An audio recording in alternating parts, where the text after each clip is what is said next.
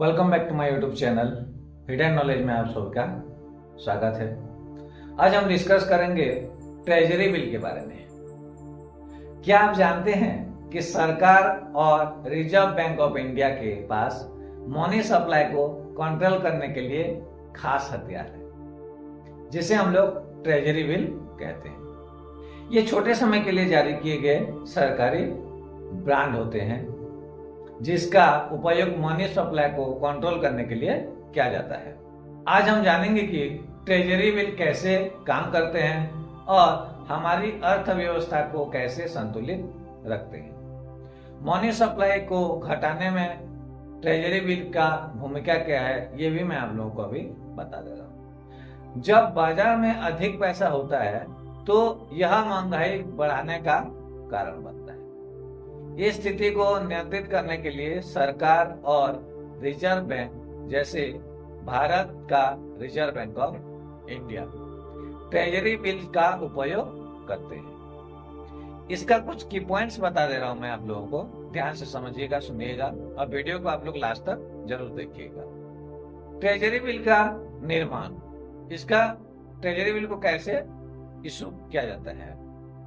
सरकार छोटी अवधि के लिए जैसे कि 28 दिन हो, चाहे 91 दिन हो, 182 दिन हो या 364 दिन के लिए ट्रेजरी बिल जारी करती है। ये निवेशकों और बैंकों को बेच दिए जाते हैं। जब सरकार ट्रेजरी बिल बेचती है तो उसे बैंकों और निवेशकों से पैसा मिलता है। यह पैसा सरकारी खाते में चला जाता है और सीधे बाजार से बाहर हो जाता है। इसका मतलब यह है कि अर्थव्यवस्था में पैसा कम हो जाता है जिससे मनी सप्लाई घटती है और उसके साथ साथ महंगाई को कैसे नियंत्रित करता है ये भी मैं आप लोगों को बता दे रहा हूँ। देखिए, जब मनी सप्लाई कम हो जाती है तो जाहिर सी बात है लोगों के पास खर्च करने के लिए कम पैसा होता है। इससे मांग कम हो जाती है। कम मांग से उत्पादों और सेवाओं की कीमत स्थिर हो जाती है या गिरने लगती है। बाजार में संतुलन बनाना ताकि महंगाई बहुत अधिक ना बढ़े। तीसरा है बैंकिंग पर कैसे प्रभाव पड़ता है। बैंकों के पास कैश की कमी होने लगती है क्योंकि उन्होंने ट्रेजरी बिल्स खरीदने में अपनी नकदी की खर्च करती थी। नकदी की कमी के कारण बैंक कर्ज देने में भी सतर्क हो जाते हैं। जब लोन कम मिलता है तो बाजार में नई नकदी नहीं आती। इससे मनी सप्लाई और घट जाती है। ये निवेशों के लिए बहुत आकर्षण है। कैसे आकर्षण है ये भी मैं आप लोगों को बता दे रहा हूं। ट्रेजरी बिल को निवेशक एक सुरक्षित विकल्प मानते हैं क्योंकि यह सरकार द्वारा गारंटीकृत होता है। ट्रेजरी बिल्स पर मिलने वाली ब्याज दरें भी महंगाई को नियंत्रित करने में मदद करती है। ये है आप लोगों का ट्रेजरी बिल्स कैसे मनी सप्लाई को कंट्रोल करता है कि नहीं। देखिए और भी है, आप लोग देखते रहिए।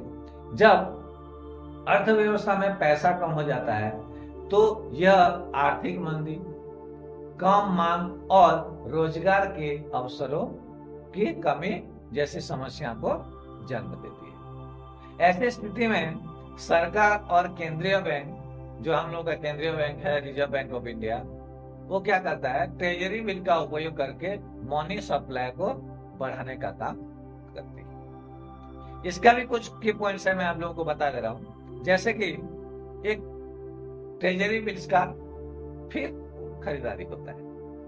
जब बाजार में पैसे की कमी होती है तो केंद्रीय बैंक पहले जारी किए गए ट्रेजरी बिल्स को वापस खरीदना शुरू कर देता है। सरकार या केंद्रीय बैंक बाजार से ट्रेजरी बिल्स खरीदता है। जब ट्रेजरी बिल्स खरीदता है तो क्या होता है, देखिए, इससे निवेशकों और बैंकों के पास नकदी वापस आ जाती है।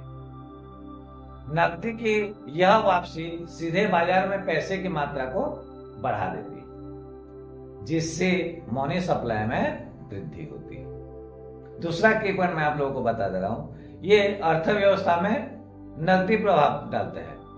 नकदी की बढ़ोतरी जब होती है तो बैंकों के पास अधिक पैसा आ जाता है, इससे वे कर्ज देने में सक्षम हो जाते हैं, जो उद्योगों और व्यक्तियों को आर्थिक गतिविधियों के लिए प्रेरित करता है। इसमें बहुत सारे लाभ भी मिलता है, जैसे लोग अधिक खर्च करना शुरू कर देते हैं, उत्पादों और सेवाओं की मांग बढ़ती है, इससे आर्थिक विकास को बल मिलती है। सेंट्रल गवर्नमेंट जो हम लोग का रिजर्व बैंक है, देखिए कैसे खेल खेलता है ना।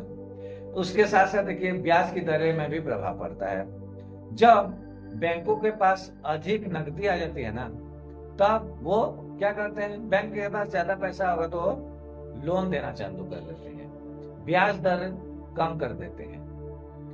सस्ते लोन मिलने से कंपनियां और व्यक्ति अधिक कर्ज ले लेते हैं, और उसके साथ साथ क्या होता है, यह प्रक्रिया बाजार में अधिक गतिविधियों को तेज करती है और साथ साथ रोजगार के अवसर भी बढ़ाती है।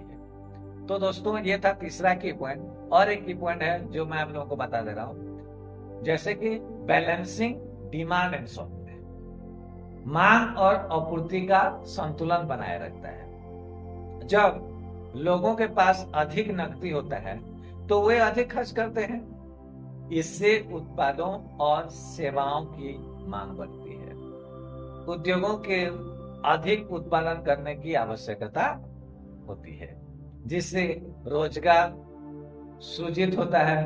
नकदी की उपलब्धता के कंपनियों अपने व्यवसाय का विस्तार करती है, जिससे बाजार में उत्पादों और सेवाओं की आपूर्ति में भी इजाफा होता है। इसका पांचवा भी कुछ की पॉइंट्स है दोस्तों। ये पांचवा भी की पॉइंट्स मैं आप लोगों को बता दे रहा हूँ। कॉम्बैटिंग रेसेशन, जिसको हम लोग आर्थिक मंदी से निपटना बोलते हैं। जैसे कि आर्थिक मंदी के दौरान लोग खर्च करने से भी झिझकते हैं। ट्रेजरी बिल की खरीदारी से बाजार में नकदी की बढ़ाई जाती है, इससे मांग को पुनर्जीवित किया जाता है, उत्पादन और रोजगार में भी सुधार किया जाता है। तो ये है आप लोगों का role of treasury bills in money supply में। तो दोस्तों इस प्रकार ट्रेजरी बिल एक महत्वपूर्ण वित्तीय साधन है जो अर्थव्यवस्था में मनी फ्लो को कंट्रोल करने में मदद करती है। यह न केवल महंगाई को नियंत्रित करता है, बल्कि आर्थिक स्थिरता को भी बनाए रखने में भी सहायक होता है। आपको ऐसी महत्वपूर्ण जानकारियां पसंद आती है तो हमारे चैनल को, आपके चैनल को, हिडन नॉलेज चैनल को आप लोग सब्सक्राइब कीजिए, और जो भी वीडियो आता है दोस्तों लोगों के साथ शेयर कीजिए। यहाँ पर जो भी वीडियो आप लोगों को दिखाया जाता है वो कहीं ना कहीं बहुत ज्यादा महत्वपूर्ण होते हैं। जैसे कि ये वीडियो मैं आप लोगों को बता दे रहा हूँ, जो ट्रेजरी बिल्स का वीडियो ये आप लोगों के पास जा रहा है, ये 2024 सिविल सर्विसमैन में आए हुए एग्जाम है। तो दोस्तों मुझे भी सपोर्ट कीजिए, चैनल को भी सपोर्ट कीजिए, ताकि ऐसे ऐसे हिडन टॉपिक आप लोगों के ला सकूं। और चैनल को बहुत सारा प्यार दीजिए, सब्सक्राइब कीजिए, शेयर कीजिए और लाइक कीजिए। थैंक यू दोस्तों।